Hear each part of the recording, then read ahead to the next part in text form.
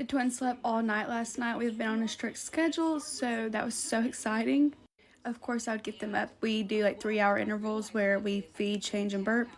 But as far as that, like we are strictly trying to stay to that because they slept all night last night and we're quickly adjusting to life.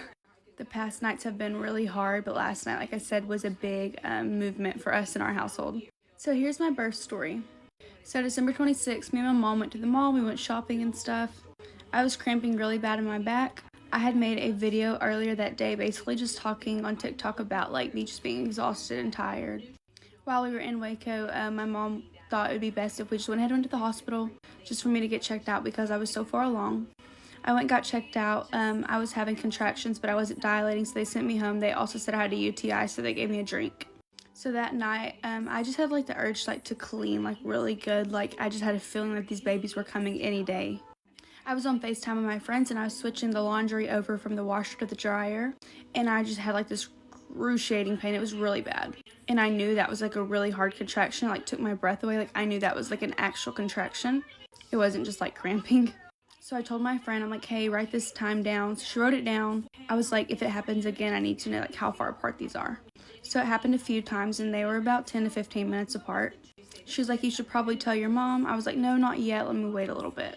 So I finished doing everything I wanted to do. Like I was washing rugs and everything. It was probably like 1 o'clock when I laid down. These pains were getting closer together, I could tell, but I had went to sleep. So I got another one extremely bad. I woke up and I called her back and I told her to write down that time. I told her stay on the phone. I'm going to go back to sleep. When it happens again, let me know how far apart they are. Well, the next one came 2 minutes later, and the next one. So I quickly ran downstairs. I told my mom. We loaded up and got in the car real quick and drove to Waco. I called the hospital, let them know, hey, I'm on my way. My contractions are getting closer.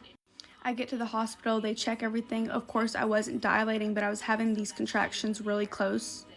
During my vital check, my blood pressure was extremely high. It was like 150 over something.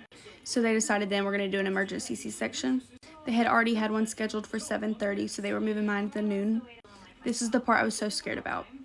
After 3 tries, they finally got in my IV. That was probably the worst part.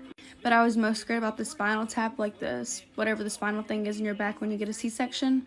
Ladies, if this is what you're worried about because like my anxiety was so scared about this, it's literally like a bee sting. They give you like the like lidocaine first. You don't even feel the spinal. The lidocaine literally feels like a little bitty bee sting one time. It does not hurt at all.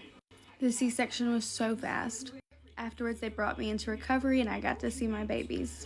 When I say that's honestly the most chilling moment, running out of time, come back for part 2.